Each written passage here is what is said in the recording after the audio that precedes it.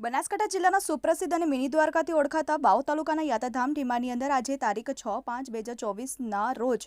ઢીમા ગ્રામ પંચાયતના સરપંચ જીજ્ઞાબેનના પિતા માનાભાઈ રાજપૂત તેમજ ગ્રામ પંચાયત બોડી સહિતના લોકો ઉપસ્થિત રહીને ઢીમા ગામની સમગ્ર જાહેર રસ્તાઓ જેવા કે ઢીમા બસ સ્ટેન્ડથી લઈને પ્રાથમિક આરોગ્ય કેન્દ્ર સુધી તેમજ ઘરણી ઘર ભગવાનના મંદિર અને ગ્રામ પંચાયત સહિતના જાહેર રસ્તા ઉપર સફાઈ અભિયાન હાથ ધરવામાં આવ્યું હતું। જોકે 10 જેટલા લોકોને ટીમ બનાવી સરપંચના પિતા તેમજ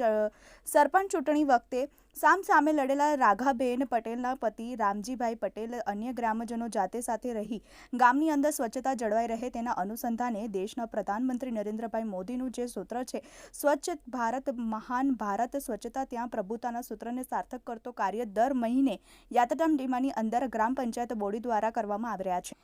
અને તારીખ 7/5/2024ના સવારના વહેલી સવારથી મતદાન કરવા લોકોની લાંબી લાઈનો જોવા મળી આવી હતી અને વહેલા મતદાન દેવા લોકો આવતા હોય છે, જેને લઈને વાવ પોલીસ સ્ટેશનના કર્મચારીઓ દ્વારા ટ્રાફિક ન થાય જેને લઈને કડક સૂચનાઓ પણ આપવામાં આવી હતી। Bureau report TV eighteen news Banaskantha.